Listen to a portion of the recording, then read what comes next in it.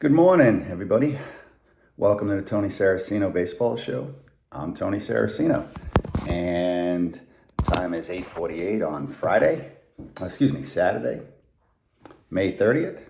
Happy birthday to my son, Teddy Ballgame, Theodore Samuel Williams Saraceno. And no, I'm not a Red Sox fan, just a big Ted Williams fan. He's 24 years old today and working in New Jersey right now on a movie set. So good for that, Teddy. Keep up the good work. Good luck to you and your girlfriend, Christina. There's a little shout out to the two of you. All right, let's talk about the Met game last night. Thank you, Clayton McCullough, who that's the manager of the Marlins, who I don't know what he was thinking last night, but did not have a good game. I didn't like any of the decisions that he made. Specifically bringing the infield in the first inning. And what does A.J. Ewing do? Base hit through the middle. There you go. 2-run score. After their first baseman, Hicks, botched a rundown on a pickoff play. Just run at the guy, and there's 2 out. You can do it in one throw, and the guy won't have a chance to score. He never even ran at him, if anybody's watching the game last night. So it's a pickoff play, and they got Ewing picked off. There's 2 outs. He doesn't even try to, run him toward the second baseman. He gets caught up in looking at, I forget who was on third base for the Mets at that time. I think it was, I don't know who it was. It might have been Bichette. And or was it Young? It was one of those two. I don't remember. I watched the game last night. I just don't remember it. And he dives back safe. He wasn't even that far off the base. And sure enough, a couple of runs score. And on a base hit, the Mets end up putting. I don't think he had Ewing picked off. I think he had Young picked off, and then Ewing got the hit in that at bat. But the inning should have been over regardless. No, it wasn't Young. It probably was Bichette, but he didn't have Ewing picked off. Okay, guys, he had, I think, Jared Young picked off. It didn't matter. It was just ridiculous. Whoever he had picked off, I can't remember. I should do this right after the game. Instead, I'm doing it the next morning. It was a horrendous play by Hicks. McCullough brings the infield in. Then he does the same thing again later in the game. I don't know if it was the 6th or the 7th inning that he did it with Vientos comes up, and even Ronnie Darling's out there saying, "Hey, what are you doing? You don't need to bring the infield in. You at least be halfway up the middle." Viento's one of the slowest guys in the league. Just not a good night. Marlins gave that game away. They put themselves in a hole. I wouldn't say they gave it away, but they put themselves in a hole. Myers gives up a 2-run homer, which was just a really clutch hit there by Casey, and tied a ball game up. Melendez steps up in the bottom of the 10th, got 2 strikes on him. Takes him deep. Takes Fairbanks deep, and that's that. Interesting observations from the game. Peralta did not pitch well. I don't know. I mean, the Mets did make an error behind him, Vientos. That was a tough error. A good first baseman, really good first baseman, makes the play. Was it an error? Absolutely not. That should get changed. 94 pitches and 4 2/3 innings. And, the bullpen did a reasonably good job last night. They had a buffer. They had a 2-run buffer coming in the 5th. And, it's a typical cast of characters. You're going to see Brazoban rarely, and Weaver, and Warren, who's been just an absolute godsend. Myers did give up the homer, and Brazoban gave up a run. They touched him for a run. Nevertheless, it was the Met bullpen does what the Met bullpen has been doing all year, which is really shutting teams down. Aside from, I don't care. I'll never be in love with Devin Williams.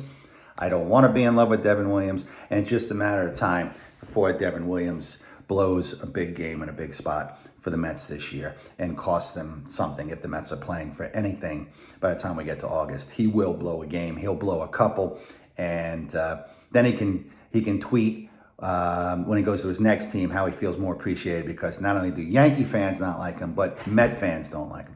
And I got news for you, Devin Williams. You got lucky you got that contract from the Mets. I didn't see anybody else throwing a contract your way, not after the year you had with the Yankees. So you ought to just be thankful that somebody threw a bucket of money at you. I think they got him signed for 3 years, $41 million, so he's getting $14 million a year. You should just take that money and run and thank your agent. That's what I'd be doing. He should be getting more than whatever they get, 5% or 10%. He ought to be getting a lot more than that, because you didn't. I don't know who was going to pay you that money. Mets got A.J. Minter back last night. That could end up being pretty important. He's a lefty. And he looked healthy and he looked good last night. Pitched an inning, struck out 2 guys. Looked strong. And again, the Met bullpen steps up and does what the Met bullpen's been doing all year. And it's interesting because, the Marlins have always been an Achilles heel for the Mets last night, this year, last year. I mean, we can go back to last year, last day of the season. We can go back to the epic collapse of 2007 and in 2008. I have a great story about the 2007 and the 2008 ones. My buddy, those games were on a Sunday. And in 2007, they're playing the Marlins, and Glavine, I believe, is starting for the Mets that day. And my buddy comes over. He's coming over. He's a huge Met fan. Gene Medine is his name. He's a huge Met fan. And he comes over, and the game's starting at 2 o'clock. And we've got sandwiches, and we've got soda. We got it all lined up. He's got his favorite spot on my couch. I'm in my other chair. And the game starts. And at 2:25, when the Mets are down 5 or 6 runs, he finishes his sandwich and he leaves. It was the most when you're geared up for a game and you're excited to watch it, and whether it's a Saturday or a Sunday, and you got nothing in front of you, and you just got the day cleared out, and you got your favorite food with you and your favorite drink, and that game and whatever you're watching turns out to be an absolute disaster of a game right off the bat. Is there anything more depressing as a sports fan? As a guy, if you've got the house to yourself that day, your wife is gone, your girlfriend, or no kids, and it's just you on that couch, especially if it's like a Saturday and you don't have to work on Sunday, and it's a Saturday, and it's like a 1 o'clock, and you got maybe even a slating, it's a 1 o'clock and a 4 o'clock, could be football, could be, I like to do back-to-back baseball, and the first game is a disaster. It's hilarious. It's the most depressing thing in the world. And then if the same thing didn't happen in 2008, and what's funny on the 2008 was the Marlins ended up blowing them out in like the 3rd or the 4th thing. And I turned to my buddy Gene and I said, hey, at least you got to enjoy about an hour of it this year.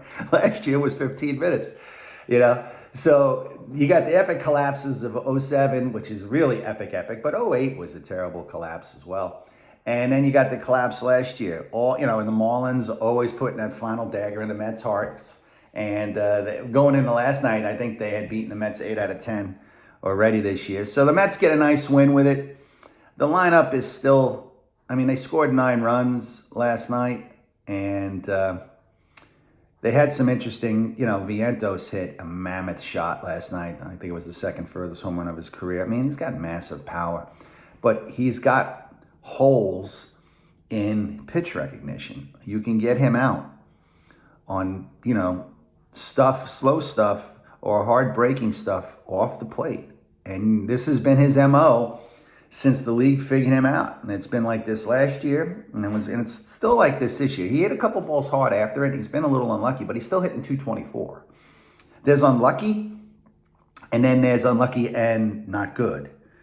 And you got to determine at some point, is he not only unlucky, but he's really not that good a hitter. He's got tremendous power. If you make a mistake, he can take you deep. But 224 and an on-base percentage of 261 doesn't cut it for anybody. And I'm going to send a wake-up notice, too, to Beatty, because there's another guy.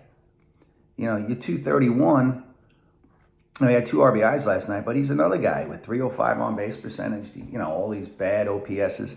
Polanco was on a rehab assignment, hit a 3-run home run in the minors the other day. I think it was yesterday they were talking about it, or it might have been the night before that he hit it. But he's coming back, so that means Polanco's has got to go to first base. That means where are you going to put Vientos? Okay, if he's going to DH, okay, You also got Jared Young now. You're gonna put Vientos at third, then you're gonna put Beatty in the outfield, and then you still got, you know, I guess you leave AJ Ewing in center field. You put Benj in right field, and your left fielder. You want Soto. I mean, they got Soto's been playing left field, quite a bit. I mean, you're not a good fielder, and you're not going to have a good fielder at first base. You're not going to have a good fielder at third base. And Beatty, you're going to have a log jam anyway going forward when Polanco comes back. Roberts, there's no timetable for him or Lindor. See you in September, it's starting to feel like. I mean, it may be definitely August, right? So you're going to have a log jam of bad players. That's the worst. Casey Stengel once said, if you've got 5 first basemen, you've got no first baseman. It's one of my favorite lines by Casey. I just think and the Mets are going to have basically 3 first basemen, which means you have no first baseman. They certainly don't have Keith Hernandez over there. What a guy to have in the middle of the lineup like that. If you got a guy, a couple of guys who can bat 290, 300 in the middle of your lineup today, that's incredible. That's my issue when I hear the Yankees say the core 4, which was, if you're not a Yankee fan, you should know it though. It was Posada, Pettit, Jeter, and Mariano Rivera. And I will tell you that is an absolute insult. Whether it's just because they won one in 2009, they took the same 4 players who had been on the Yankee dynasty run from 96 to 2000. But you can say it's an insult to Paul O'Neill. You can say it's an insult to Tino Martinez. You can say it's an insult to Ramiro Mendoza, who was a good guy. I mean, anybody on those teams, okay? But I'm going to tell you who would say it. Bernie Williams, I'm 58 years old. If anybody remembers Bernie Williams, and obviously Yankee fans in their 50s and 60s and 70s remember Bernie Williams, but to appreciate this, he was a switch hitter to the younger people out there. Good speed, 25 to 30 home run a year guy, 120 RBIs. And let me just tell you, kids, he hit 330, okay? Then those Yankee runs, he hit anywhere between 310 and 340. As a switch hitter. So you bring a lefty in, he flipped around and bat 340 from the right side. If you brought a righty in, he turned around, bat lefty and hit 340 from the left side.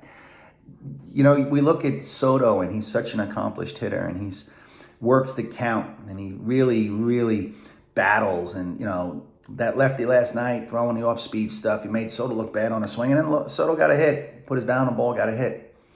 But Bernie was a 330 hitter.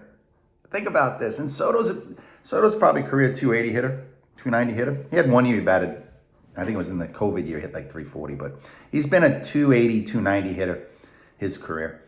Just think about 330. Think about that, okay? Have an understanding of just how good that really is. So I say, when we go back and we look at all these guys, and I don't even know why now I just brought up the core 4. Someone's going to have to go back and look at this tape and remind me. I can be pretty absent-minded.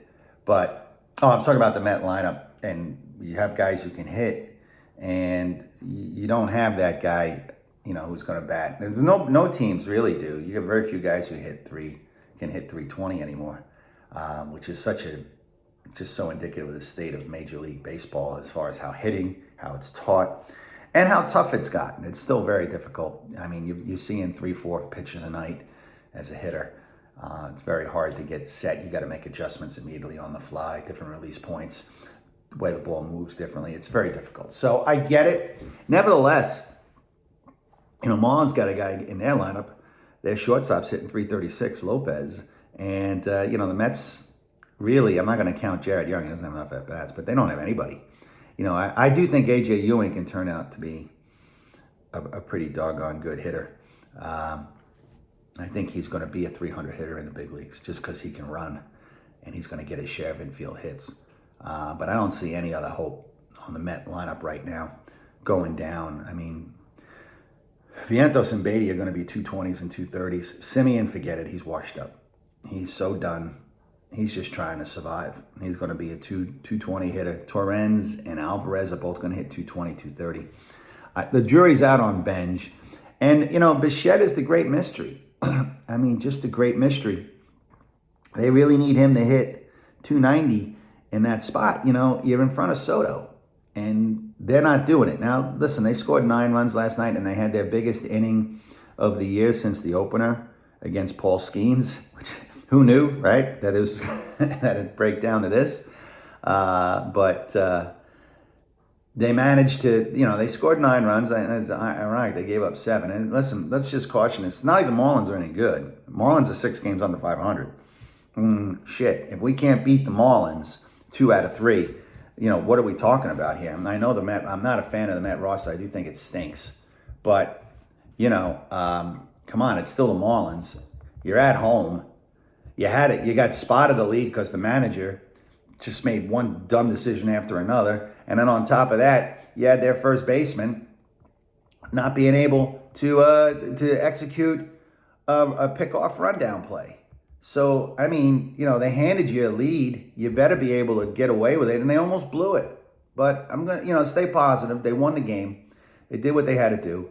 And it was important to get the first game. And like I said, it's only the Marlins here. I mean, I think most Met fans start to get, like I said, based on the history, they get they get the willies when we start talking about the Marlins just because of what the Marlins have done to the Mets.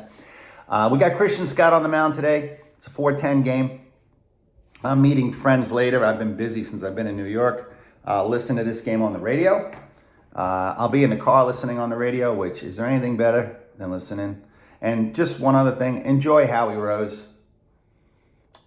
Just enjoy Howie Rose while he's still here, because he's a New York treasure, and he is a true Met fan. I don't know anybody who knows as much about the Mets as Howie Rose. It's incredible, and he's seen it all. I'll put him ahead of Joe Benigno, okay? I just, not taking anything away from Joe. He's another great Met fan, but Howie is stuff he knows and he comes up with. It's just incredible. So good win last night for the Mets. They thank God they didn't blow the game. That's the way I always feel like after the Mets left. Like, thank God they won the game. They didn't blow it. But they take game 1. Game 2 today is going to be Tyler Phillips and Christian Scott. 4:10 start. See if the Mets can get another win and put together a 3-game winning streak. I'm Tony Saraceno. Thanks for watching. If you like what you hear, hit the subscribe button. I think it's over there if I'm pointing to it. Don't be afraid to comment. Bring me any trivia that you like. Like I said, I love to read it, answer it, discuss it, debate it. It's baseball, and it's the greatest sport in the world. I don't care what anybody says. It's also the greatest sport to discuss strategy with. I know it sounds strange, but it really is. And it's a great line in the Ken Burns documentaries, which I think have not really held up well with time, but that's a whole other discussion. They have a scene with the 69 Mets, and they talk about Earl Weaver. And Earl Weaver, they talk about Game 5, where the Orioles are up, I believe they're up 2-0. Excuse me, they're up 3-0 after like 6 innings. Or they're up 3-0. Al Weiss hits, somebody hit a 2-run home run, and then Al Weiss hit a home run to tie the game up. And then they win that game later on. And they ask Earl Weaver, and they say, couldn't, when you're up 3-2 after 6 innings, I think it was Clendenin hit the 2-run home run, and then Al Weiss hit the home run that tied it up.